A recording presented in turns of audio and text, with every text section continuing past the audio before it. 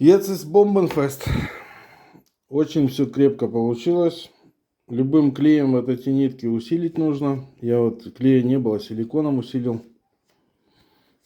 Силикон вот так намазал. Сейчас все высохнет и все будет надолго. Если на двери никто пьяный не упадет, если будете открывать, просто открывать-закрывать, уже ничего не произойдет. Bosch специально сделали такой слабый очень узел. Это болезнь. Постоянно все это ломается здесь. Ну вот по 3 дырочки на каждый просверлить сквозь, чтобы нитка проходила с иглой под толщину иглы. Ну немножко толще сверло я взял, чем игла. И на каждую там вот 3 дырочки, то есть где-то 15 раз на каждой этой прошил. Нитка очень прочная. Это полмиллиметра толщина. Можно леску какую-то, нить взять. Такие есть на сегодняшний день очень прочные. Всякие синтетические нити толстые. Ну, я думаю, это десятка, что ли. Я не знаю, как это название. Не написано. Но она очень прочная. Вот руками ее тяжело порвать. Это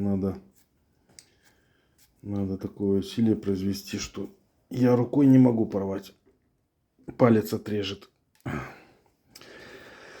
Вот в общем, вот такая вот у меня идея. Я не раз это уже делал. И все это держится хорошо. Вот делюсь с вами. Давайте, всем пока. В общем, вот таким сверлом я просверлил.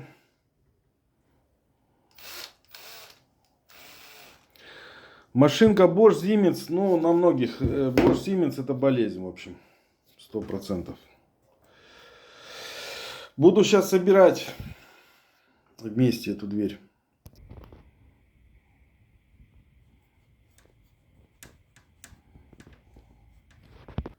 Сверло брал на 2,5 мм. Откручивать нужно торксом. Торксом Т20 называется. Т20. Торкс.